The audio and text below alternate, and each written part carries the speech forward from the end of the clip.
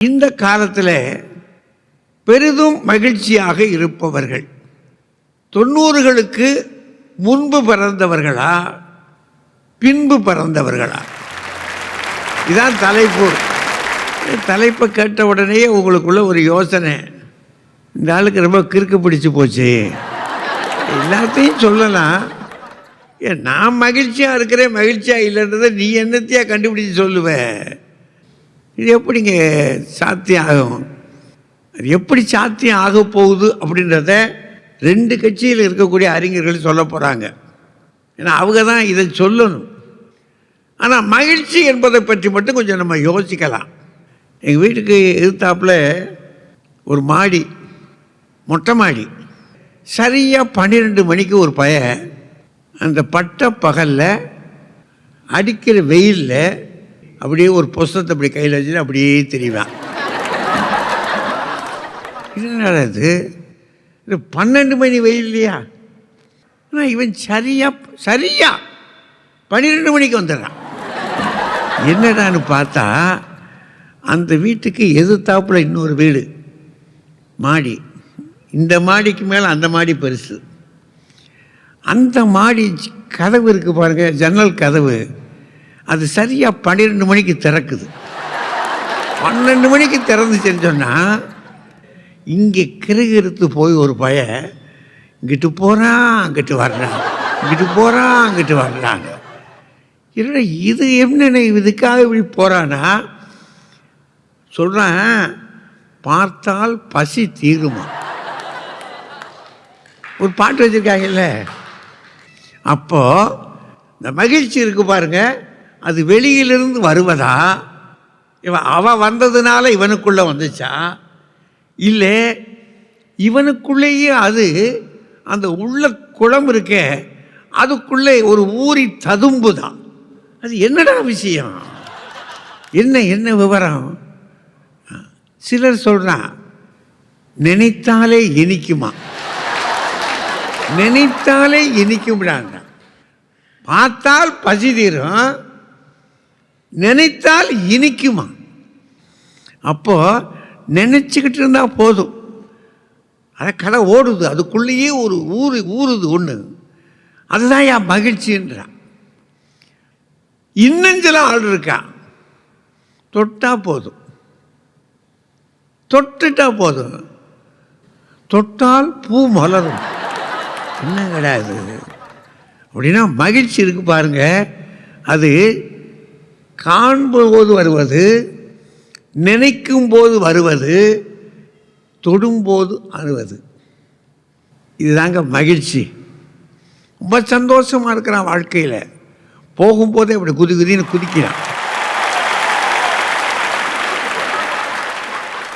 ஆக இன்னைக்கு மகிழ்ச்சியாக இருப்பவர்கள் யார்? பெரிதும் மகிழ்ச்சியாக இருப்பவர்கள் 90களுக்கு முன்பு பிறந்தவர்களா பின்பு பிறந்தவர்களா? 2 கட்சியில் இருக்கக்கூடிய அறிஞர்கள் சொல்ல போகிறாங்க. 90களுக்கு முன்பு பிறந்தவர்கள் தான் மகிழ்ச்சியாக இருக்கிறார்கள் என்று சொல்ல வர்றாரு நம்முடைய ஐயா புலவரையா. ஆகையா பொதுவாகவே பார்த்தோம்னா 90க்கு முன் பிறந்தவர்கள் ஒரு ரசனை மிகுந்தவர்கள். அவனுக்கு தான் ரசனை அதிகங்கய்யா. அட ஒரு ஜுவல்லரி ஷாப்பில் போகிறோமே, மொத்த பணத்தையும் எடுத்து கொடுத்துட்டு நகையை வாங்கின பிற்பாடு அந்த ஊழியர் ஒரு காலி பர்ஸை கொடுப்பார் பார்த்தீங்களா? நம்ம பர்ஸை காலி பண்ணிட்டு ஒரு காலி பர்ஸை கையில் கொடுக்க, அது இன்னொன்று கேட்பையில இன்னொன்று இருந்தால் கொடுங்கன்னு. இதை ரசனையாக அனுபவிக்கிறது 90க்கு முன்னாலதாங்கய்யா. அன்பானவர்களே, ஒரு குழந்தை பருவத்தை கொஞ்சி மகிழ்ந்த நிலை யாருக்கு கிடைத்தது? 90க்கு முன்பு பிறந்த எங்களை போன்றவர்களுக்குத்தான் கிடைத்தது. 90க்கு பின் பிறந்தவர்களுக்கு அது வாய்ப்பு கிடைக்கலையா? ஏன்னா அது பிறந்த உடனே தான் கிரிச்சி, எல்கேஜி, யூகேஜின்னு மூட்டை தூக்க ஆரம்பிச்சிருது. இன்னும் கூட சொல்கிறாங்க, இவங்க பணத்தில் மகிழ்ச்சி இருக்குதுன்னு சொல்லுவாங்க. இன்றைக்கு நான் நினைக்கிறேன், ஒரு ஏடிஎம்மில் 8000 ரூபாய் நம்ம எடுக்கிறத விட என் பாட்டி முந்தான முடிச்சிலிருந்து அவுத்து ஒரு 8 அணா கொடுத்தா பார்த்தீங்களா, அதனுடைய சுகம் மகிழ்ச்சி இன்னைக்கும் அது எங்கேயும் கிடைக்கலையே. அது மட்டும் இல்லைங்க, குழந்தையில உள்ளங்கையில முழங்கையை வச்சு பப்பு கடையிறேன் கீரை கடையிறேன் சொல்லி ஒவ்வொரு விரலுக்கும் ஒவ்வொரு சுவையான உணவை எடுத்து சொல்லி, இது அம்மாவுக்கு ஒரு வாய், அப்பாவுக்கு ஒரு வாய், பாட்டிக்கு ஒரு வாய், தாத்தாக்கு ஒரு வாய், சித்தப்பாவுக்கு ஒரு வாய், சித்திக்கு ஒரு வாய், அத்தைக்கு ஒரு வாய் என்று பகிர்ந்து கொடுத்து கடைசியில அந்த குழந்தைக்கு கிச்சு கிச்சு மூட்டி நண்டு ஊறுது நரி ஊறுதுன்னு சிரிக்க வைக்கிறாளே தாய். ஏன் தெரியுமா? இன்னொருவருக்கு கொடுக்கிற போது சிரிப்போடு கொடுக்க வேண்டும், அதற்கு வருத்தப்படக்கூடாது என்ற மனிதநேயத்தை கற்றுக் கொடுத்தது. அதனால தான் நாங்கள் இன்னைக்கும் மகிழ்ச்சியா இருக்கோம். 90க்கு முன் பிறந்தவர்கள் தான் சார் ஆசிரியரே தெய்வமா மதிச்சவங்க. ஏன் தெரியுமா? அவ்வளவு விஷயங்களை மனசுல பதிய வச்சிருந்தார், கேட்ட கேள்விகளுக்கெல்லாம் விடை சொல்லியிருந்தார் சார். இன்னைக்கு ஒரு ஆசிரியர் பையன்கிட்ட சொல்றாரு, டேய் 3 மணி நேரம் எக்ஸாமினேஷன் எழுதணும், முதல் 1 மணி நேரம் 10 மார்க்கு கேள்வி எழுது, ரெண்டாவது 1 மணி நேரம் 5 மார்க்கு கேள்வி எழுது, ஒரு அரை மணி நேரம் 2 மார்க் கேள்வி எழுது, ஒரு அரை மணி நேரம் 1 மார்க்கு கேள்வி எழுதுனாரு. அவன் கேட்குறான், 3 மணி நேரமும் கேள்வி எழுதியிருந்தா எப்போ பதில் எழுதுறதுன்னு கேட்குறான் சார். வாத்தியாரன் வந்து புட்டார் இவனுக்கெல்லாம் நாம் போய். அதை விட ஹிஸ்ட்ரி வாத்தியார் ஒரு கேள்வி கேட்டிருந்தார் சார். ஒரு குடிமகனுக்கு முக்கியமான தேவை எதுன்னு ஊருகான்னு பதில் எழுதிக்கிறான் சார். அவர் கேட்டது அப்படித்தானே. மாண்புமிகு நீதியரசர் அவர்களே, ஒரு குடும்பத்தில் எப்போ மகிழ்ச்சி ஜெயிக்குது தெரியுங்களா? குடும்பத்தில் உள்ளவர்கள் ஒருவருக்கு ஒருவர் தோற்பதற்கு நாங்கள் தயாராக இருக்கிறோம். அதனால் அந்த குடும்பத்தில் மகிழ்ச்சி ஜெயித்து கொண்டே இருக்கிறது. 90க்கு பின் பிறந்தவர்கள் ஒருவரை ஒருவர் வெற்றி கொள்வதற்கு போட்டி போடுகிறார்கள். அதனால் அங்கே மகிழ்ச்சி தோற்றுக்கொண்டே இருக்கிறது. ஏன்னா அவனுக்கு சொல்லி கொடுத்ததே அதான் இந்த சமூகம். நீட்டுக்கு ஓடு, நீட்டில் ஜெய், வீட்டில் ஜெய், ரோட்டில் ஜெய், எங்கே போனாலும் ஜெயிக்கணும், எங்கே போனாலும் ஜெயிக்கணும். தோல்வி என்பதையும் அவன் கற்றுக்கொள்ள வேண்டும் என்று 90க்கு முன் பிறந்தவர்களுக்கு சொல்லிக் கொடுத்த பாடம் அது. ஒரே ஒரு செய்தி சொல்லி நான் நிறைவு செய்கிறேன். சொல்லுங்க. அன்றைக்கு அம்மா 3 வேளையும் சமைச்சா சார். இப்பெல்லாம் 3 நாளைக்கு ஒரு தடவை சமைக்கிற அவலம் ஏற்பட்டிருக்கையா. அங்கே எங்கேருந்து மகிழ்ச்சி இருக்கும்? இந்த 90s சொல்கிறாங்க, பின்னாடி பிறந்த அந்த குடும்பத்தை அந்த அம்மா சொல்லுது, டிவி பார்த்துனே சாப்பிடாதையா, சாப்பிட்றதுனுடைய பொருள் டேஸ்ட்டு தெரியாதுன்னுது. அவன் சொல்கிறான், அது டேஸ்ட்டாக இருந்தால் நான் ஏன் டிவியை பார்க்குறேன்ற. ஏன்னா இன்னைக்கு இப்படி தான் போகுதுங்க. இப்படி சொல்லி நான் நிறைவு செய்கிறேன். மாண்புமிகு நீதியரசர் அவர்களே, மன நிம்மதியும் மன நிறைவும் எங்களுக்கு இருந்தது. அதையும் தாண்டி நம்பிக்கை என்று ஒன்று இருந்தது. நாங்கள் வாழ்க்கையில் நம்பிக்கை பிணிப்போடு வாழ்ந்தோம். இன்றைக்கு அந்த நம்பிக்கை போனதனால்தான் மனுஷன் நம்பாத கதவை வச்சான், கதவை நம்பாத பூட்டை வச்சான், பூட்டை நம்பாத கேட்டை வச்சான், கேட்டை நம்பாத வாட்ச்மேனை வச்சான், வாட்ச்மேனையும் நம்பாத கேமரா வச்சிருக்கிறான்னா இன்னைக்கு நம்பிக்கை காணாமல் போய் கொண்டிருக்கிறது. நாங்கள் நம்பிக்கையோடு வளர்க்கப்பட்டவர்கள். எது உள்ளதோ அது இறைவன் தந்தது, எது இல்லையோ அது இனிமேல் இறைவன் தரப்போவது என்ற நம்பிக்கையோடு வாழ்க்கை சக்கரத்தை நகர்த்துகிறவர்கள் நாங்கள். அதனால்தான் நாங்கள் மன மகிழ்ச்சியோடு இருக்கிறோம். இவர்கள் மனக்குழப்பத்தின் காரணமாக மன அழுத்தத்தில் இருக்கிறார்கள். உண்மையான மகிழ்ச்சியை பெறுபவர்கள் 90க்கு முன் பிறந்தவர்கள் தான் உண்மையான மகிழ்ச்சிக்கு உரியவர்கள். அனைவருக்கும் நன்றி.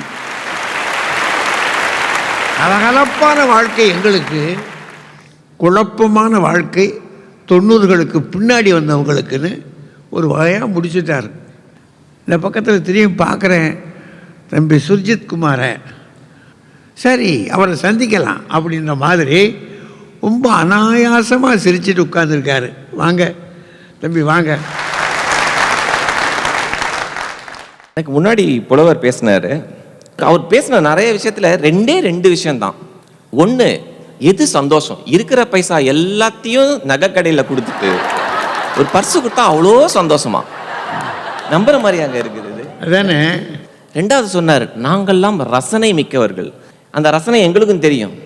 1990க்கு அப்புறம் இந்த சன் டிவின்னு ஒன்று வரலன்னு வச்சுக்கோங்களேன், நம்ம ரசனைலாம் என்ன ஆயிருக்குன்னு நம்மளுக்கு தெரிஞ்சிருக்கும். வாரத்தில் ஒரே ஒரு ப்ரோக்ராம் வருங்க, ஒளியும் ஒளியும்னு ஒரு ப்ரோக்ராம். அதை பார்க்கறதுக்காக தான் உட்காந்துக்கிட்டே இருப்போம். நம்மளுக்கு தேவை ஒரு புது பாட்டு போடுவானான்னு பார்த்துக்கிட்டே இருப்போம். பார்த்தா போடுவான் சாந்தா சக்குபாய் 1944ஆம் ஆண்டு வந்த பாட்டு அப்படின்னு. வாழ்க்கையை வெறுத்துருவோம். புத்தம் புது காப்பி, புத்தம் புது. இதுல ரசனை உள்ளவன் இருக்கும். அப்படியா இருக்குது இந்த ஜென்ரேஷன்? என்ன பாட்டு வேணும், சினிமா வேணுமா, அதுக்கு 24 மணி நேரம் சேனல் இருக்குது. புது பாட்டு வேணுமா, அதுக்கு சேனல் இருக்குது. பழைய பாட்டு வேணுமா, அதுக்கு சேனல் இருக்குது. படம் பார்க்குறியா? ஏங்க படம் பார்த்தது என்னோட சைல்ட்ஹுட் மெமரிஸில் மொத்தமாக ஒரு 4 படம் தியேட்டருக்கு போய் பார்த்துருப்போம். மொத்தமாக 4 படம். இன்றைக்கே அப்படி கிடையாது. தியேட்டருக்கு போக முடியலையா, போடு ஓடிடியில் படத்தை பாரு, ஃபேமிலியோட படத்தை பாரு. வேற ஒன்றுமே இல்லைங்க. நம்ம எல்லாரோட வாழ்க்கையிலையுமே சின்ன வயசு மெமரிஸ் அப்படின்றோம், ஞாபகங்கள். அப்படி ஞாபகம்னா புகைப்படங்கள்னுவாங்க. எங்கள் ஆஃபீஸில் ஒரு திடீர்னு ஒரு ஃபங்க்ஷன் ஒன்று வச்சாங்க. உங்கள் சின்ன வயசு புகைப்படம்லாம் கொடுங்கன்னாங்க. எதையுமே காமிக்க முடியல, ஏன்னா பாதி புகைப்படத்தில் துணியே இல்லை சின்ன வயசில். இல்லைன்னா எல்லாரோட ஃபோட்டோவும் பாருங்கள், ஒரு பாய் போட்டு அந்த குழந்தைய படுக்க வச்சு ஒரு பெரிய பொட்டு வச்சு எல்லாமே ஒன்றே மாதிரி தான் இருக்கும். இதுதான் ராஜா சார், இதுதான் சுஜித் அப்படின்னு சொன்னாதான் உங்களுக்கு வித்தியாசமே தெரியும். எல்லாருக்கும் ஒரே ஒரு ஃபோட்டோ. என்னைக்கெல்லாம் சொன்னால் தெரியாது, வாய்ப்பே இல்லையா. இன்னைக்கு அப்படியா? குழந்தை பிறந்த நாள்ல இருந்து முதல் நாள் குப்புறப்படுத்துறது அன்னைக்கு, நடந்த அன்னைக்கு, முதல் பர்த்டே, செகண்ட் பர்த்டே, எல்லாத்துக்கும் ஃபோட்டோ இருக்கு, மெமரிஸ் இருக்கு. எல்லார் வீட்லையும் போய் பாருங்க, அவ்வளோ ஃபோட்டோஸ் இருக்கு. அதுதான் நாங்கள் சந்தோஷம். சந்தோஷன்றது எத்தனோ பேர் சர்வே பண்ணியிருக்காங்க. அதில் 4 விஷயம் சொல்றாங்க. யார் சந்தோஷமா இருக்கிறா? 4 ஃபேக்டர் தான்.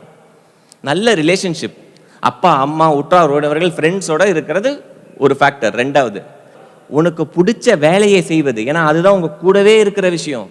அடுத்து ஒரு 30-40 வருஷம் பிடிச்ச வேலையை செய்யறது, அதனால் வரும் பணம். அண்ட் லாஸ்ட் ஒரு ஃபேக்டர் சொல்றாங்க, அது எக்ஸ் ஃபேக்டர்ன்றாங்க. ஒருத்தருக்கும் தனித்துவமா இருக்குமா அது. எனக்கு பாடுவதா இருக்கும், அவருக்கு போட்டோ எடுக்கிறதா இருக்கும், ஏதோ ஒரு எக்ஸ் ஃபேக்டர். இந்த 4 ஃபேக்டரையும் வச்சு நீங்க போன ஜென்ரேஷனும் இந்த ஜென்ரேஷனும் கம்பேர் பண்ணி பாருங்க. லைஃப் லாங் எம்ப்ளாய்மெண்ட் அப்படின்றது போன ஜென்ரேஷன், எனக்கு பிடிச்ச வேலையை செய்யறதுன்றது இந்த ஜென்ரேஷன். இந்த ஜென்ரேஷன் என்ன சொல்றாங்க, வீடு நான் ஏன் வாங்கணும், எனக்கு தேவையான இடத்துல நான் வாடகைக்கு இருந்துக்கிறேன், சந்தோஷமா இருந்துக்கிறேன், தேவையான வசதியோட. ஆக எதுல பணத்தை செலவழிக்கிறாங்க இப்ப இருக்கிற ஜென்ரேஷன்? 2 விஷயத்துல. செல்ஃப் இன்வெஸ்ட்மெண்ட் அவங்க மேல பண்ணிக்கிறாங்க. 2வது, மெமரிஸை கேதர் பண்றதெல்லாம் அதிகமாக செலவு பண்றாங்க. அப்போ உலகத்தை சுத்தி பார்க்கணும், மெமரிஸை கேதர் பண்ணணும், டிராவல் பண்ணணும் அப்படின்றது தான் இந்த ஜென்ரேஷன். ரிஸ்க் ஃப்ரீ ஜென்ரேஷன் இந்த ஜென்ரேஷன். நான் இதை ஒரு விஷயத்த சொல்லி முடிக்கிறேன். ஆங்கிலத்தில் ஒரு சேயிங் இருக்கு, every generation which follows another generation is a smarter and happier generation than the previous generation சொல்லுவாங்க. ஒவ்வொரு தலைமுறையை தாண்டி பிறக்கிற அடுத்த தலைமுறை அதுக்கு முந்தைய தலைமுறை விட ஸ்மார்ட்டராகவும் சந்தோஷமாகவும் இருக்குதுன்றது தான் இயற்கையின் நியதி. இதை புரிஞ்சுக்கிறவன் ரொம்ப ரொம்ப புத்திசாலி. ஆகவே நடுவர் அவர்களே, உங்களுக்கு தெரியாத சட்டம் ஒன்றுமில்லை. அது என்ன சட்டம், சிறந்த சட்டமோ அதை பார்த்து நல்ல தீர்ப்பு வழங்குமாறு வேண்டி நன்றி பாராட்டி விடைபெறுகிறேன். நன்றி, வணக்கம். என்ன வேகமாக வந்து கடைசியில் யார்கிட்ட போய் முடிச்சிருக்காரு பார்த்தீங்களா? அதெல்லாம் ரொம்ப அருமையாக பேசியிருக்காரு, நல்ல செய்திகளை சொல்லியிருக்கார். சேஷாத்திரி நல்ல கவிஞர் தான், நல்ல கற்பனையாளர் தான். ஆனால் இங்கே மாட்டிக்கிடுச்ச அன்றைக்கி சுஜித் குமார் வந்து உண்டி இல்லைன்னு ஆக்கிட்டார் உங்கள் கட்சியை. வாங்க. எனக்கு முன்னாடி பேசிய நண்பர் சுஜித், அவர் பார்க்க நல்லா யங்காக காலேஜ் ஸ்டூடெண்ட் மாதிரியே இருக்கு. அந்த வயசுக்கு எல்லாமே மகிழ்ச்சியாக தான் தெரியும்.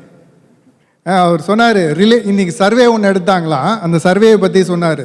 எதெல்லாம் மகிழ்ச்சி தருதுன்னா ரிலேஷன்ஷிப். இன்னைக்கு தான் அது இல்லையா, அவன் சிங்கிளாகவே இருக்கானுங்க. 90s கிட்ஸ் ஏன் சிங்கிளாக இருக்காங்கன்ட்டு உலகமாக கேள்வி இருக்குது. அதுக்கு யாருக்கான்னு பதில் தெரிஞ்சால் சொல்லுங்கய்யா. அப்புறம் பிடிச்ச வேலையை செய்கிறவன் சந்தோஷமாக இருக்கணும். அன்றைக்கெல்லாம் 35 வருஷம் ஒரு வேலை செஞ்சு சந்தோஷமாக ரிட்டையர் ஆனாங்க. இன்றைக்கெல்லாம் 5 வருஷம் வேலை செஞ்சாலே டயர்டாயிடும். இன்னொன்று, அவன் தன்மையிலேயே இன்வெஸ்ட் பண்ணிக்கிட்டு உலகத்தெல்லாம் சுற்றி பார்க்குறானா. அதான் ஊரில் இருக்கிற எல்லா ஏர்போர்ட்டையும் மூடிட்டு இருக்காங்களே, அவன் எங்கே போய் சுற்றி பார்த்துட்டு இருக்கான்? அதாவது அது எப்படி அது ஒன்றும் இல்லைங்க. இன்றைக்கி தகவல் யுகம் அப்படின்னா என்ன, இன்ஃபர்மேஷன் ஏஜ். மொபைல் தட்டுனா அத்தனை செய்திகளும் கிடைக்குது, எல்லா விஷயத்துலையும் கிடைக்குது. இப்போ இதில் என்ன சிக்கல்னா, அத்தனை தகவலையும் அவன் மனசில் ஏற்றிக்கிட்டு ஸ்ட்ரெஸ் ஆகி உட்கார்ந்துட்டு இருக்கான். 90ஸ்க்கு முன்னாடி பிறந்தவங்களாம் பெரும்பாலும் சைக்காட்ரிஸ்ட் அப்படின்ற சொல்ல கூட கேள்விப்பட்டிருக்க மாட்டாங்க. ஆனால் இன்றைக்கி தெருக்கு ஒரு சைக்காட்ரிஸ்ட் இருக்காங்க. யூடியூப்பை திறந்தீங்கன்னா அத்தனை பேரும் மோட்டிவேஷனல் ஸ்பீக்கர். உன்னால் முடியும் உன்னால் முடியும்னு சொல்லி முடிச்சிடுறாங்க. அவன் சொல்கிறான், என்னால் முடியும்டா, ஆனால் ஒரு நேரத்தில் ஒரு விஷயத்த சொல்லுங்கள், எல்லாத்தையும் சொன்னால் என்னால் எப்படி முடியுன்றாங்க. இன்றைக்கி பியர் ப்ரெஷர்ன்றது எப்படிங்க இருக்குது சார்? வாய்ப்புகள் அதிகமாக இருக்குது இன்றைக்கி அப்படின்னு சொன்னார். வாய்ப்புகள் அதிகமாகும் போதே குழப்பங்களும் அதிகமாகுதா இல்லையா? படிப்புன்றது இன்றைக்கி இருக்கிற மாதிரி ஒரு சங்கடமாக அன்றைக்கி இருந்துச்சா? அன்றைக்கெல்லாம் பிகாம் ஃபஸ்ட் கிளாஸ்னாலே ஃபஸ்ட் கிளாஸாக வேலை கிடைக்கும். பியூசி படித்து செட்டில் ஆனவங்களெல்லாம் நான் பார்த்துருக்கேன். அதாவது இன்றைக்கி +2. ஆனால் இன்றைக்கி வெறுமை ஒரு +2 முடிச்சுட்டு அதில் நல்ல மார்க்கே நீங்கள் எடுத்துருந்தா கூட மேல் படிப்பு படிச்சுட்டு முடியுமா? நான் வந்து நீட் முடிச்சுட்டு எம்பிபிஎஸ் படிக்கிறத பற்றியெல்லாம் கூட சொல்லலைங்க. ஸ்கூல் கேட்டுக்குள்ளே போகிறதுக்கே கேட் எக்ஸாம் வைக்கிறீங்களே, அவன்லாம் படித்து முடிக்கிறதுக்குள்ளே நொந்து போயிட மாட்டானா? அன்றைக்கி வாங்கின பைக்கெல்லாம் பார்த்தீங்கன்னா பின்னாடி பேக் சீட் வந்து ஃப்ளாட்டாக இருக்கும். அதில் அம்மாவும் உட்காரலாம், அப்பாவும் உட்காரலாம், அவசரத்துக்கு பாட்டி கூட உட்காரலாம். ஆனால் இன்றைக்கி பேக் சீட்டை பார்த்துருக்கீங்களா? அப்படியே நீட்டிக்கிட்டு முள் மாதிரி இருக்கும். என்னடான்னு கேட்டால் முள்ளில் தான் ரோஜா உட்காருன்ற. மகிழ்ச்சின்றது நாமலேருந்து அப்படியே அப்படியே சுருங்கி நான்னு வந்துடுச்சு. இதை விட என்ன கொடுமை வேணும் சார்? ஒரு நாள் கிழமை அப்படின்னு வச்சுக்கோங்களேன் வீட்டில். அப்போல்லாம் பசங்களை கூப்பிட்டு ஏதாவது வேலை கொடுப்பாங்க, அவங்களும் செய்வாங்க.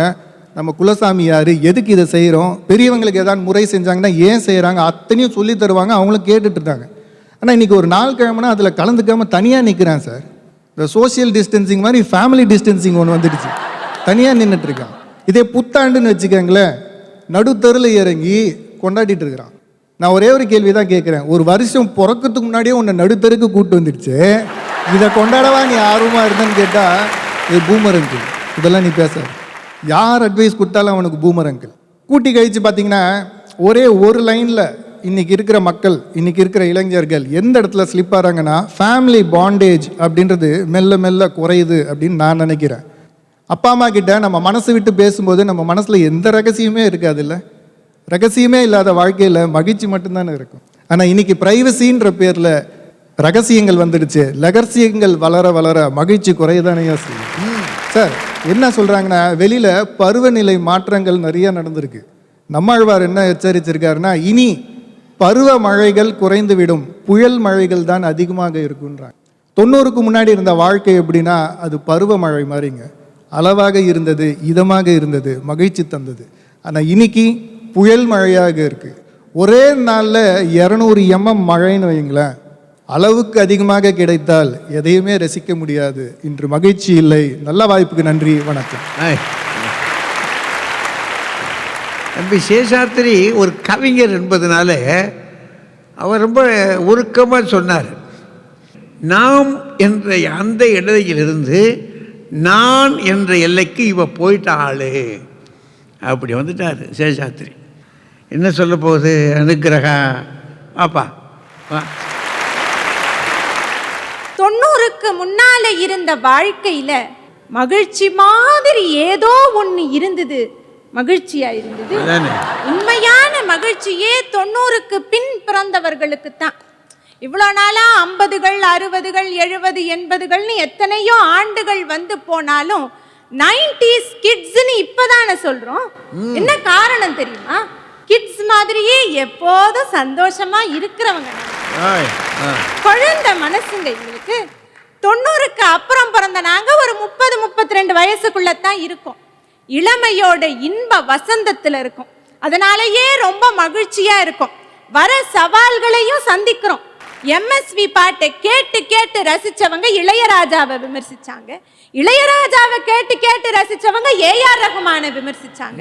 ஆனா நாங்க அப்படி கிடையாது. காலையில அனிருத் பாட்டை கேட்டுட்டு மத்தியானம் எம்எஸ்வி பாட்டுக்கு வந்து சாயங்காலம் ஏஆர் ரஹ்மானுக்கு தலையாட்டி ராத்திரி இளையராஜா பாட்டை கேட்டு தூங்குறோம். மாற்றங்களை முழு மனதாக ஏற்றுக்கொள்கிறோம். 1947 நமக்கு சுதந்திரம் கிடைச்சதுன்னு நாம கொண்டாடுறோம். ஆனா உண்மையான சமூக விடுதலை 90க்கு அப்புறம் தான். எப்ப ஐடி இந்த மண்ணுல காலடி எடுத்து வச்சதோ அப்பதான் பணப்புழக்கம் அதிகமாச்சு. அதற்கு முன்னாடி பணம்னு சொன்னா புழுக்கம் தான், புழக்கம் இல்லை. உழைப்பதற்கான வாய்ப்பு அதிகமா இருக்கு. அதனால 4 காசு சம்பாதிக்க முடியுது. மனசு ஆசைப்பட்ட ட்ரெஸ்ஸோ சாப்பாடோ உடனே ஈஸியா கிடைக்குது. 90க்கு முன்னால ஹோட்டலே அதிசயம். ஆனா இப்ப பட்டனை தட்டுனா வீட்டு வாசல்ல வந்து நிக்குது. 12 மணிக்கு கூட பீட்சா கிடைக்குது. உங்களுக்கெல்லாம் 12 மணி பிசாசு தானே தெரியும், எங்களுக்கு 12 மணி பீட்சா தெரியும். ஒரு இட்லிக்கு 25 வகையான சட்னின்னு ஒரு ஹோட்டல் அறிவிச்சு வைரல் ஆகுதேன்னு போய் பார்த்தா ஒரே இளைஞர்கள் கூட்டம். எங்களுக்கு பீட்சாவையும் சுவைக்க தெரியும், இட்லியையும் சுவைக்க தெரியும். அதனாலேயே நாங்க ரொம்ப மகிழ்ச்சியா இருக்கோம். மதுரை பரோட்டா இப்ப மதுரையில மட்டுமில்ல சென்னையிலயும் இருக்கு. செட்டிநாடு உணவுகள் வகை வகையா கிடைக்குது. உடுப்பி உணவுகள் உடனே கிடைக்குது. பர்மி சத்தோ, சைனீஸ் நூடில், இட்டாலியன் கிரில், மெக்சிகன் பீட்சான்னு சகலமும் இப்ப கிடைக்குது. ஏப்பா கல்யாணத்துக்கு பிற்பாடு ஹோட்டல்லயே வாழ்க்கை நடத்துறீங்களோ? அதுக்கான வசதி கூட 90க்கு பிறகுதானங்க ஐயா இருக்குது. அப்பெல்லாம் ஈபி பில்லு கட்ட கியூ, பிள்ளைக்கு ஃபீஸ் கட்ட கியூ, பேங்க்ல பணம் போட கியூ, எடுக்க கியூ, ரேஷன் கடை வாசல்ல கியூ, இப்படி வரிசையில நின்னே வயசானவங்க 90க்கு முன்னால பிறந்தவங்க. ஆனா நாங்க அப்படி கிடையாது. ஸ்மார்ட் போனை எடுத்து ஸ்மார்ட்டா கட்டிட்டு போய்கிட்டே இருக்கோம். அந்த அளவுக்கு டெக்னாலஜி வளர்ந்துருக்கு. அறிவு பசி எடுத்தா ஃபேஸ்புக்கும் ட்விட்டரும் இருக்கு. புத்தகங்களுக்கு டிஜிட்டல் லைப்ரரி இருக்கு. இதுக்கு மேல வேற என்னங்கய்யா வேணும்? அப்பெல்லாம் இந்த உலகத்துல ஆண்கள் மட்டும்தான் இருந்த மாதிரியும் பெண்கள்னு ஒரு ஜீவனே இல்லாத மாதிரியும் ஒரு அமைப்பு இருந்தது. சலூன்னா அது ஆண்களுக்கு மட்டும்தான், ஜிம்னா அது ஆண்களுக்கு மட்டும்தான், ஆண்களுக்குன்னே டீ கடை. பெண்களோட நிலைமை என்ன? வீடு அடுப்பங்கரை கோயில் ரிப்பீட், வீடு அடுப்பங்கரை கோயில் ரிப்பீட். ஆனா இன்னைக்கு weekend enjoyment office repeat, weekend enjoyment office ரிப்பீட்டுன்னு ரொம்ப மகிழ்ச்சியா இருக்கிறது நாங்க தானே. கல்யாணம் முக்கியமான விஷயம். எனக்கு இப்பதான் கல்யாணம் ஆச்சு. நாங்க தனி குடித்தனம் தான் இருக்கோம். பெரும்பாலும் இப்ப எல்லாரும் தனி குடித்தனம் தான் இருக்காங்க. 90க்கு முன்னால இதையெல்லாம் நினைச்சு பார்க்க முடியுமா? பிடிக்குதோ பிடிக்கலையோ ஒன்னா தான் இருக்கணும். அப்படி ஒன்னா இருந்ததாலேயே வந்த பிரச்சனைகள் ஒன்னா ரெண்டா. ஆனா இன்னைக்கு பெரியவங்களே, நீங்க அங்க இருங்க, நாங்க இங்க இருக்கோம், எல்லாரும் மகிழ்ச்சியா இருப்போம்னு சொல்ற அளவுக்கு நாம புரிய வச்சிருக்கோம்ல. அப்படி தொல்லையா இருக்கு உங்களை சேர்த்து வைக்கிறது. சுருக்கமா சொல்லணும்னா, கல்யாணம் பண்ணா செட்டில் ஆயிருவோம்னு சொன்ன நீங்க எங்க? செட்டில் ஆயிட்டு தான் கல்யாணம் பண்ணுவோம்னு நிக்கிற நாங்க எங்க? பேப்பர்ல ரிசல்ட்ட பார்த்த நீங்க எங்க? பரீட்சையே எழுதாம பாஸ் ஆகுற நாங்க எழுதாமங்க. ஒளியும் ஒளியும் பார்த்தே வளர்ந்த நீங்க எங்க? ஓடிடியில படம் பார்த்து என்ஜாய் பண்ற நாங்க. அதனால எப்படி பார்த்தாலும் 90க்கு பின் பிறந்தவர்கள் தான் மகிழ்ச்சியாக இருக்கிறார்கள். 90 பிறந்த பிறகுதான் அனைவருமே மகிழ்ச்சியாக இருக்கிறார்கள் என்று சொல்லி நல்லதொரு வாய்ப்புக்கு நன்றி கூறி விடைபெறுகின்றேன். நன்றி, வணக்கம். எதிர்கட்சிக்கு பொங்கல் வச்சாச்சு, என்ன போலியா? எதிர்கட்சி எந்திரிக்க முடியாது, ஏற்கனவே சிக்கல். பாரதி கொஞ்சம் யோசிச்சு தான் பேசணும். வாதாயி வா. நடுவரையா அவர்களே, எனக்கு முன்னாலே அனுகிரகா பேசுவதை கேட்க கேட்க எனக்கு பூரிப்பா இருந்தது. நம்ம குடும்பத்துல ஒரு பிள்ளை இப்படி பேசுற போது எவ்வளவு மகிழ்ச்சி பாருங்க. இப்படி மற்றவர்கள் சிறப்பாக செய்வதை பார்த்து மகிழ்கிற மனமே 90க்கு முன்பு பிறந்தவர்களுக்கு தான் இருக்குமே தவிர. ஓ, அப்படி வேற இருக்கோ? நடுவர் அவர்களே, எனக்கு ஒரே ஒரு சின்ன வருத்தம். அனுகிரகா 90s கிட்ஸ், அவங்க அங்கதான் பேசணும். அதானே. மூணாவது ஒருத்தர் பேசுறாரு, அவர் ஏன் அங்க உட்கார்ந்துருக்காரு? நம்மளை யூத்தா காட்டணும்னே சில பேர் பல வேலைகளை செய்யறாங்க. நடுவர் அவர்களே, என்ன பிரச்சனை 90s கிட்ஸ் இல்லைன்னா, தங்களை தாண்டி உலகத்திலே மனிதர்கள் இருக்கிறார்கள் அப்படின்னே தெரியாமல் வளருகிற ஒரு தலைமுறை 90s கிட்ஸ் தான். நீங்க எல்லாத்தையும் ஆன்லைன்லயே ஆர்டர் பண்றீங்களே, மனுஷங்க முகத்தை எப்பப்பா கடைசியா நீங்க பாத்தீங்க? எங்களுக்கு 527 நண்பர்கள். எங்க ஃபேஸ்புக்ல ஒத்த மூஞ்சிய கூட யாரும் பார்த்தது கிடையாது.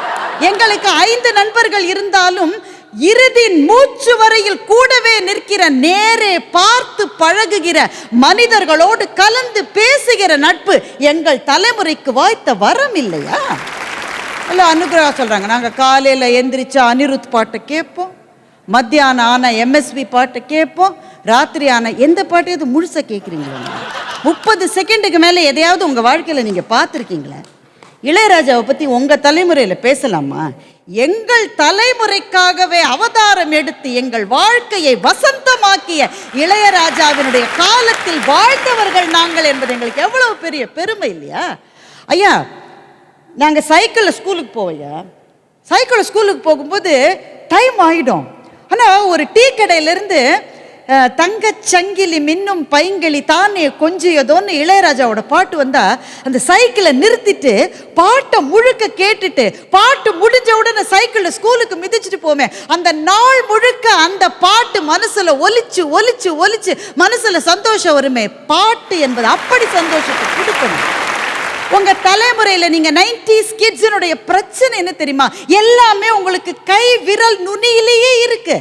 நீங்கள் எதையுமே தேடி போவதில்லை, எதற்குமே காத்திருப்பதில்லை. நாங்கள் தேடி தேடி காத்திருந்து காத்திருந்து கனவு கண்டு அதை அடைந்த பிறகு இருக்கிற மகிழ்ச்சி எதுக்குமே காத்திருக்காம எதையுமே தேடி போகாம எல்லாம் கையில் இருக்கிற உங்கள் தலைமுறைக்கு அந்த மகிழ்ச்சி எப்படி வரும்னு நான் கேட்குறேன். என்னை பற்றி கல்யாணம் ஆயிருக்கு, நீங்க அங்கே இருங்க, நாங்கள் இங்கே இருக்கோம். இதெல்லாம் நாங்கள் சம்சாரம் அது மின்சாரத்திலே பார்த்துட்டோம். இன்னும் இன்னைக்கு தான் இவங்க கண்டுபிடிச்ச மாதிரி. நீங்கள் அங்கே இருங்க, நாங்கள் இங்கே இருக்கோம். எது மட்டுமா, நாளைக்கு உங்களுக்கு ஒரு குழந்தை பிறந்தால் 90க்கு பிறகு பிறந்த யாராவது ஒருவர்கிட்ட குழந்தைய கொடுத்துட்டு போவீங்களா? 90க்கு முன் பிறந்த உங்க அப்பா அம்மாவை தேடி போய் பிள்ளைய பார்த்துக்க ஹெல்ப் வேணும்னு கேட்க மாட்டீங்க நீங்க. இப்போ அப்படித்தான் சொல்லுவீங்க. செட்டில் ஆன பிறகு கல்யாணம் செய்து கொள்ளுபவர்களும் அவங்க. நாங்கள் செட்டில் ஆகாமலே நாங்கள் கல்யாணம் பண்ணோம். அது ரொம்ப உண்மைங்க. செட்டில் ஆகிறதுக்கு முன்னாடியே தான் நாமெல்லாம் கல்யாணம் பண்ணோம், 90ஸ்க்கு முன்னாடி பிறந்தவங்க. ஆனால் அனுகிரகா செட்டில் ஆகி கல்யாணம் பண்ணிக்கணும். செட்டில் ஆகிட்டே இருந்தால் கடைசியில் 60ஆம் கல்யாணம் தான் பண்ணிக்கணும். ரொம்ப நேரமாக செட்டில் ஆகிட்டே இருக்கு உங்கள் தலைமுறை. என்னைக்கு செட்டில் ஆகி முடிக்க போகிறீங்க நீங்கள்? அது கூட பரவாயில்லையா? ஹனிமூன் போகிறதுக்கு ஃபோட்டோகிராஃபரை கூட்டிகிட்டு போகிறாங்க யா 90s கிட்ஸ். நம்புவீங்களா நீங்கள்? சுஜித் சொல்றாரு, மனதுக்கு பிடித்த வேலையை மில்லேனியல்ஸ் தான் பண்றாங்க. சுஜித் மனசாட்சியோட பேச. இப்பதான் த கிரேட் ரெசிக்னேஷன் ஒன்று போயிட்டு இருக்கு உலகம் முழுக்க. ஐயா, இந்தியாவில் மாத்திரம் போன வருடமும் இந்த வருடமும் 60% மேலே வேலையை ரிசைன் பண்றாங்க. யாருன்னா எல்லாம் 90க்கு பிறகு பிறந்தது. ஒரு வேலையில் ஒழுங்கா இருந்ததா சரித்திரமே கிடையாது. நாங்கள் வேலை செய்வதற்கு போன போது முதலில் நிறுவனங்களில் சேர்ந்த போது எங்களுக்கு என்று கனவுகள் இருந்தன. மேல் பதவிக்கு எங்களால் போக முடியும் என்று எங்களுக்கு பெரும் கனவுகள் இருந்தன. அந்த கனவுகளுக்காக நாங்கள் உழைத்தோம். 90s கிட்ஸ்கிட்ட பிரச்சனை என்னன்னா அவங்களுக்கு கனவுகளே கிடையாது. இன்னைக்கு சந்தோஷமா இருக்கணையா, நாளைக்கு கேடு கேட்டா போனா என்ன என்பதுதான் 90s கிட்ஸினுடைய மனோநிலை. எல்லாத்தையும் விட முக்கியமான விஷயம் அப்பா அம்மாவுக்கும் பிள்ளைகளுக்கும் இருக்கிற உறவு. இந்த பிள்ளைகள் அம்மாவுக்கு ஏதாவது உதவி செய்வாங்க. அப்போல்லாம் இந்த ஆட்டுக்கல் தானே இருக்கும். இந்த ஆட்டுக்கல்ல அம்மா அந்த மாவை ஆட்டுகிற போது அந்த மகனோ மகளோ பக்கத்தில் உட்காந்து அந்த மாவை தள்ளி கொடுக்கறதுன்னு ஒன்று செய்வாங்க. இது ஒரு 3/4 மணி நேரம் ஆகும். இந்த 3/4 மணி நேரத்தில் அந்த அம்மாவுக்கும், அந்த அம்மா படிக்காதவளை தான் இருப்பா, ஆனால் அந்த அம்மாவுக்கும் அந்த மகனுக்கும் அல்லது அந்த அம்மாவுக்கும் மகளுக்கும் இடையே ஏதோ ஒரு பேச்சுவார்த்தை நடந்துக்கிட்டே இருக்கும். உறவுகள் அப்படித்தான் வளர்ந்தன. இன்றைக்கு நீங்க கடைசியா உங்க அப்பா அம்மாவை பார்த்து ஒரு 10 நிமிஷம் எப்ப பேசுனீங்க நீங்க 90s கிட்ஸ் கேட்டா எவ்வளவு பேரால் பதில் சொல்ல முடியும்? எல்லாவற்றுக்கும் மேல் எங்களுடைய குழந்தை பருவத்தை நாங்கள் ஏன் இன்னமும் நினைத்து கொண்டிருக்கிறோம் என்றால், நாங்கள் விளையாடிய விளையாட்டுக்கள் முழுக்க முழுக்க முழுக்க தெருக்களிலே விளையாடிய விளையாட்டுக்கள் தான். பச்சை குதிரைன்னு ஒரு விளையாட்டு இருக்கும், கில்லி விளையாட்டு இருக்கும், பம்பரம் இருக்கும், கல்லாமண்ணா இருக்கும். பூ பறிக்க வருகிறோம்னு சொல்லிட்டு ஒரு 20 பேர் சேர்ந்து விளையாடுவாங்க. தெருக்கள் முழுக்க விளையாடுகிற குழந்தைகளின் சத்தங்களினால் நிறைந்திருந்த அந்த இளமை காலம் எங்களுக்கு இருந்தது. உங்களுடைய சாதனங்களை பார்த்து பார்த்து தன்னந்தனியாக பிள்ளைகள் விளையாடி கொண்டிருக்கிற வாழ்க்கை தான் உங்களுக்கு இருக்கிறது என்றால் எது மகிழ்ச்சி? மனிதர் முகத்தை மனிதர் பார்த்து வாழுகின்ற வாழ்க்கை தான் மகிழ்ச்சி. எங்களினுடைய இளமை பருவம், எங்களினுடைய குழந்தை பருவம் மனிதர்களால் நிறைந்திருந்த காரணத்தினாலே எங்கள் மகிழ்ச்சி தான் மிகச்சிறந்த மகிழ்ச்சியாக இருந்தது. என்னுடைய உரையை நிறைவு செய்கிறேன். நன்றி, வணக்கம். பாரதி இந்த தலைப்பை இன்னொரு உயர்த்து கொண்டு போயாச்சு. வாங்க ராஜா, வாங்க. பாரதி பாஸ்கர் மேடம், இவர் என்ன இளைஞரா, இவருக்கு இங்கே என்ன இடம் அப்படின்னு கேட்டாங்க. நான் ஏன் இங்கே வந்தேன்னா, நான் 90களுக்கு முந்தி பிறந்து கஷ்டப்பட்டவன், அதை சொல்கிறதுக்காக வந்தேன். சேஷாத்திரி சொல்கிறாரு, புத்தாண்டு அன்று தெருவில் நிற்கிறானே, தெருவில் தொடங்குகிற ஏதாவது நல்லா இருக்குமா? கல்யாணத்தில் கூட மாப்பிள்ளை அழைப்பில் தெருவில் தான் நிற்கிறான். அதுக்காக தெருவில் தொடர்ந்து நல்லா இல்லைன்னு அர்த்தமா? சும்மா உங்கள் வசதிக்கு என்ன வேணாலும் பேசுகிறது. இன்னொன்றுங்க, அந்த காலமா இந்த காலமான்றதை விட யார் சந்தோஷமாக இருக்காங்கன்றதான் கேள்வி. யார் சந்தோஷமாக இருக்கான்னா இளைஞர்கள் தான் சந்தோஷமாக இருக்கா. இவங்க சொல்கிறாங்க அப்பாவுடன் அம்மாவிடம் பேசுவதே இல்லைன்னு. சரி, நான் 60 பிறந்தவன். எங்கள் அப்பாட்ட நாங்கள் பேசுனதே இல்லை. பேச கிட்ட போனோம்னா ஓங்கி ஒரு அறை விடுவார். இதில் கொடுமை என்ன தெரியுமா? சில சமயம் வாத்தியார் அடிச்சிட்டாருன்னு சொல்லி வீட்டில் போய் சொன்னோம்னா, வாத்தியார் ஏன்டா அடிச்சாரு, அப்போ நீ என்னமோ பண்ணியிருக்கேன்னு அதுக்கப்புறம் அப்பா அடிப்பார். எந்த அடியையா வாங்குறது? இன்னைக்கு அப்பா அடிக்கிறது இல்லை, வாத்தியார் அடிக்கிறது இல்லை, அடிக்கிறதா கனவு கூட காண்றது இல்லை. அப்போ யார் சந்தோஷமா இருக்கா? ஆன்லைனில் அவன் படிக்கிறான். உங்களுக்கு தெரியுமா ஆன்லைன் படிப்பை பற்றி என்ன அவ்வளோ சாதாரணமாக சொல்கிறீங்க? ஆசிரியர் பேசும்போது ஆஃப் பண்ண முடியுமா? இன்னைக்கு இருக்கிறவனால முடியும். வடக்குன்னு ஆஃப் பண்ணிடுறான். Sir network problem sir. எவ்வளோ ஜாலியாக இருக்காங்க சார். இது இப்படி சந்தோஷமாக இருக்கிறதுனால பிரச்சனையா? அதை பற்றி நான் பேசலை. இவன் நல்லவனா கெட்டவனா அதை பற்றி இங்கே தலைப்பு இல்லை. யார் சந்தோஷமாக இருக்கா? அதில் பாரதி மேடம் சொன்னாங்க, என்ன பாட்டு அது? தங்கச்சங்கிலி மின்னும் பைங்கிலின்னு ஒரு பாட்டு கேட்டோன்னே சைக்கிள் எடுத்துகிட்டு போகிறவங்க நின்றுட்டாகலாம். இது எவ்வளோ பெரிய தப்புங்க. பள்ளிக்கூடம் போகிறத விட்டுட்டு நடுவில் நின்று பாட்டு கேட்டுட்டு அதை பற்றி பெருமையாக வேற வந்து சொல்கிறாங்க. நாங்களும் அந்த தப்பை பண்ணியிருக்கோங்க. நான்லாம் குரலி வித்தக்காரன் முன்னாடி போய் நின்றுருக்கேன். அவன் சொல்லுவான், நீ பாதியில் போனேன்னா ரத்தம் கேட்குவேன். இதுக்காகவே 1 மணி நேரம் அங்கேயே அழுதுகிட்டே நின்று பள்ளிக்கூடத்துக்கு லேட்டாக போய் இன்னைக்கு இருக்கிற சின்ன பையனை கூப்பிட்டு நீ பாதியில் போனேன்னா ரத்தம் கேட்குவேன்னு ஒரு போயிட்டு சொல்லி பாருங்க, யோ நீ போயா வேலையை பாரியான்ட்டுலாம். அவ்வளோ புத்திசாலிகளாக பிள்ளைகள் இருக்கு. பெருமைப்படுவீங்களா? இன்னும் அந்த காலத்தில் நாங்கள் நின்னோம், நாங்கள் பார்த்தோம். சார் இன்னைக்கு இருக்கிற பையன் ரிசைன் பண்ணினா தைரியமாக பண்ணுறான். ஏன் தெரியுமா? இன்னொரு ஆப்பர்ச்சுனிட்டி இருக்குன்ற நம்பிக்கை அவனுக்கு இருக்கு. இந்த 90களுக்கு முந்தி பிறந்தால ரிட்டையர்மெண்ட் அன்னைக்கு அழுவார் பார்த்துருக்கீங்களா? இதுக்கு மேலே அவருக்கு வேலையே கிடையாது. 60 வயசு ஆச்சு. போங்கன்னா சார் இன்னும் கொஞ்ச நாள் எக்ஸ்டென்ஷன் கொடுக்க உங்களை நான் வேண்டிக் கொள்கிறேன். நிறைவுன்றதே இல்லாதது பழைய தலைமுறை. நான் யாரையும் குறைச்சி சொல்லலை, நான் அந்த தலைமுறை தான். 90களுக்கு முன் மனநல மருத்துவர்கள் கிடையாது, மோட்டிவேஷனல் ஸ்பீக்கர் கிடையாது. ஆமாம், ஆலமரத்து அடியில் உட்காந்து ஆடுபுலி ஆடுறவங்களுக்கு மனநல மருத்துவர் எதுக்கு? மோட்டிவேஷன் ஸ்பீக்கர் எதுக்கு? பொழுது போகாமல் அங்கே உட்காந்து ஆடுபுலி ஆட்டம், பச்சை குதிரை, பூப்பறிக்க வருகிறோம், கில்லி தாண்டு, இதுக்கெல்லாம் மனநல மருத்துவரம்மா? என்னம்மா நீங்கள் என்ன சொல்ல சார்? எப்படி சந்தோஷமாக இருக்கான்னு தெரியுமா? முடி வெட்டுறதுன்னு ஒரு பெரிய இஷ்யூ இருக்கும் சின்ன பசங்களுக்கு. எங்கள் அப்பாலாம் எங்களை கூப்பிட்டு போய் 3,000 ரூபா கொடுத்து ஒட்டை வெட்டுங்கன்ட்டு போயிடுவார். அதுக்கு பிறகு அவர் கையில் சிக்கி நாங்கள் சீரழிஞ்சது இருக்கு பாரு. அதெல்லாம் இன்னைக்கு நினைச்சாலும் கண்ணீர் வரும். நான் இன்னைக்கு பயல்கள்கிட்ட அப்போ வெறும் 3,000 ரூபா தான். இன்னைக்கு அவன் 350 ரூபா கொடுத்து வெட்டுறான். இந்த பைபாஸ் ரோடு போடுற மாதிரி இதுலேருந்து இது வரைக்கும் ஒரு ரோடு போடுறாங்க. அதில் கவனிச்சிங்கன்னா இங்கிலீஷில் ஏபிசி இசட்லாம் போடுறாங்க. நம்மளாம் பேப்பரில் சிலேட்டில் தானே எழுதணும், அவன் இங்கேயே எழுதிறாங்க இசட்டு இதெல்லாம். இதுக்கு மேலே வளர்க்குறான் பாருங்க ஒரு இது. எனக்குரிய ஷாமியானா பந்தல் மாதிரி ஒன்று வளர்த்துறான் மேலே. சார் இதெல்லாம் சரியா தப்பா? இப்படியெல்லாம் நேரத்தை வீணடிக்கிறான், இது பேசக்கூடாது. அவன் ஜாலியாக இருக்கானா இல்லையா? சந்தோஷமாக இருக்கானா இல்லையா? அப்புறம் ஏன் அவன் ஃபோட்டோ எடுக்க மாட்டான்? அவன் தானே பார்த்து எடுக்க மாட்டானா? யார் மகிழ்ச்சியாக இருக்கிறார்கள்னா அவன் தான் மகிழ்ச்சியாக இருக்கான். அதில் பேசுகிறாரு யார், சேஷாத்ரி யாரும் சொன்னாங்க, பிகாம் ஃபஸ்ட் கிளாஸில் படித்தால் உங்களுக்கு ஃபஸ்ட் கிளாஸாக வேலை கிடைக்கும். சேஷாத்ரி தானே சொன்னீங்க? நான் பிகாம் ஃபஸ்ட் கிளாஸுங்க, பொய் சொல்லலை. University rank. 6 மாதம் வேலை இல்லாமல் இருந்தேன். 6 மாதம். ஒரு நாள் காலையில் பழைய சோறு சாப்பிட உட்காந்துருக்கேன். கூட பக்கத்தில் இருந்தது ஊறுகாய். எங்கள் அப்பா ஒரு வாத்தியார், ஹெட் மாஸ்டர், அவர் வந்து இப்படி பார்த்தாரு. ஒரு வேலைக்கு போய் 5 ரூபா சம்பாதிக்க துப்பு இல்லை உனக்கெல்லாம், விடிய முன்ன சோறான்னு கேட்டார். இது நிஜமாக நடந்தது. 6 மாதம் வேலைக்கு போகாமல் இருந்தேன். ஃபஸ்ட் கிளாஸ் வந்தோடனே உடனே வேலை கிடச்சிருமோ? அனுபவிச்சா தாயா தெரியும். எங்கள் அப்பாவுக்கிட்ட பிரியம் இல்லைன்னு நான் சொல்லலை, ஆனால் அந்த காலம் அப்படி. அடுத்தடுத்து பிள்ளைகள் இருந்தது, படிக்கணுன்ற நெருக்கடி இருந்தது. என்னத்தை சொல்ல உங்களை? இன்னைக்கு இருக்கிற பயல்கள் லைஃப் ஸ்டைலே வேறு மாதிரி ஆயிடுச்சு. இப்போ நாங்கள் எல்லாரும் பெண்களை வந்து படிக்கிற காலத்தில் பார்த்ததே இல்லைங்க. பள்ளிக்கூடத்தில் இன்றைக்கி அவன் சின்ன வயசுலேருந்து கோ எஜுகேஷன் படிக்கிறான். ஃபுல்லாக ஜாலியாக சிரிச்சமாக இருக்காங்க, அடித்து விளையாடுறாங்க, வாழ்க்கையே மாற்றிட்டு படு சந்தோஷமாக இருக்கான்.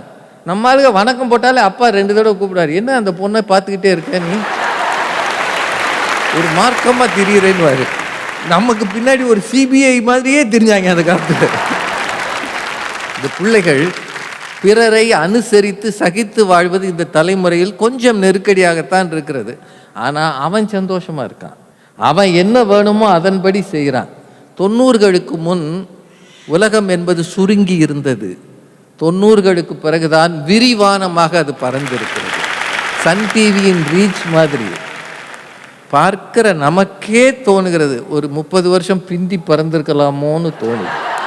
ஒன்று ஞாபகம் வச்சுக்கோங்க, நம்மை விட நம் பிள்ளைகள் புத்திசாலிகளாக இருப்பது தான் மகிழ்ச்சி.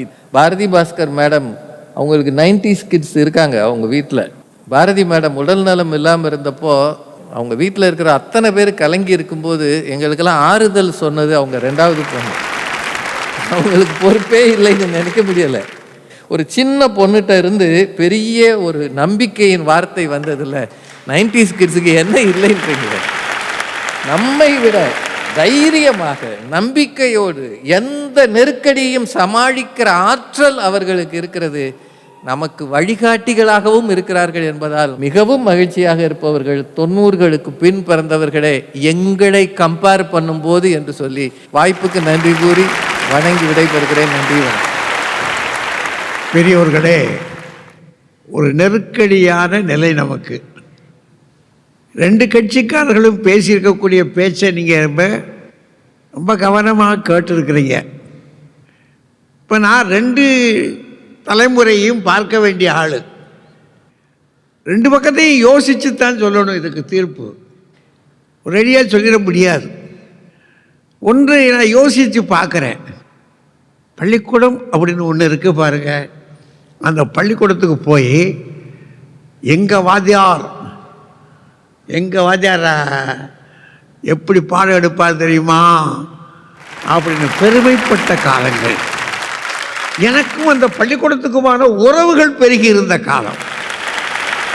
இன்னைக்கும் நான் அந்த பக்கத்தில் போகும்போது தான் இதாண்ட என் பள்ளிக்கூடம், இதாண்ட என் பள்ளிக்கூடம். இன்னைக்கு என்ன நினைக்கிறான் பையன்? இல்லை, நான் கல்லூரிக்குள்ளே ஆசிரியனாக உள்ள நுழைஞ்ச உட்பாடு எனக்கும் அந்த கல்லூரிக்குமான ஒரு உறவு நெருக்க வந்துருச்சு. அந்த கல்லூரிக்குள்ளே நான் மேலே மேலே பதவிகளுக்கு போவதற்குத்தான் இருந்தேனே தவிர அந்த கல்லூரியை விட்டு வெளியே போகணும்னு நினைத்ததில்லை. ஆனால் இப்போ நம்ம சுஜித் என்ன சொல்கிறாரு?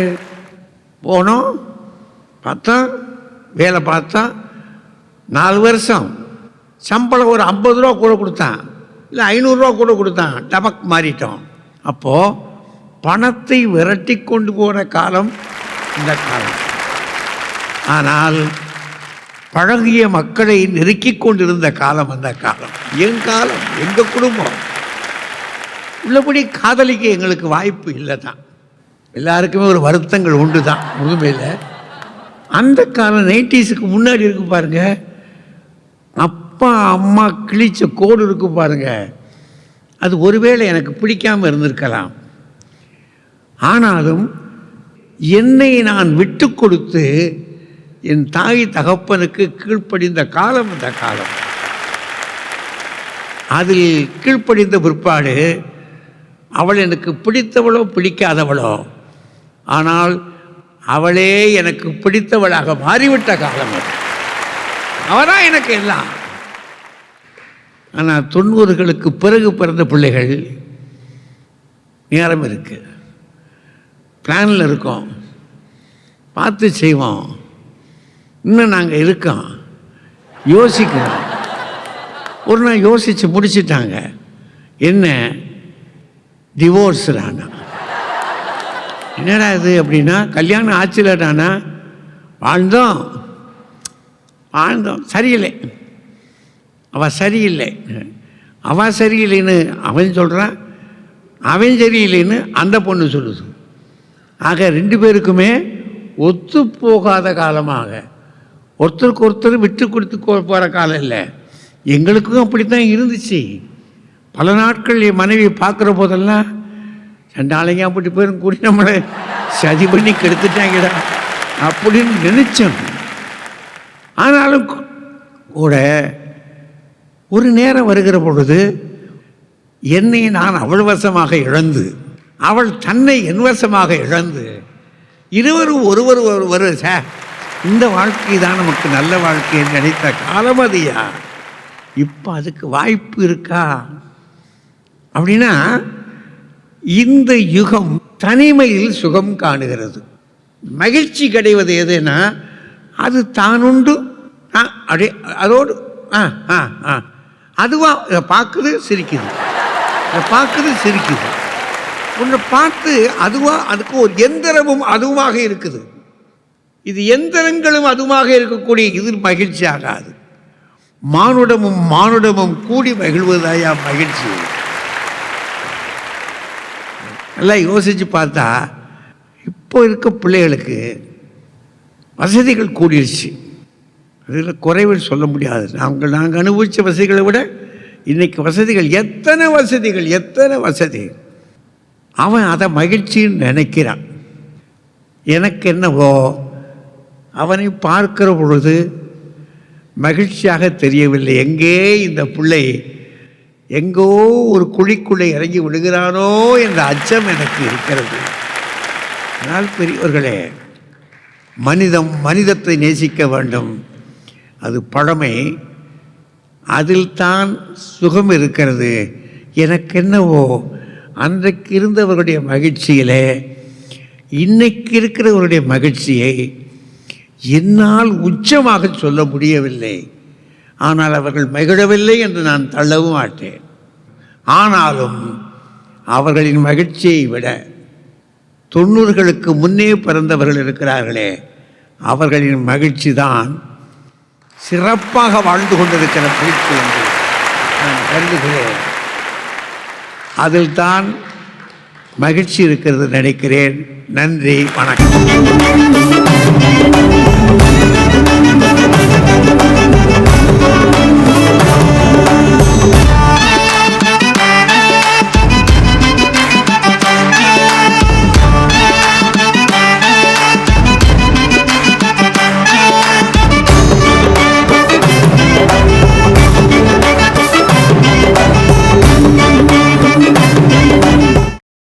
இன்னும் பல வீடியோக்களை காண சன் லைஃப் சேனலை சப்ஸ்கிரைப் பண்ணுங்க.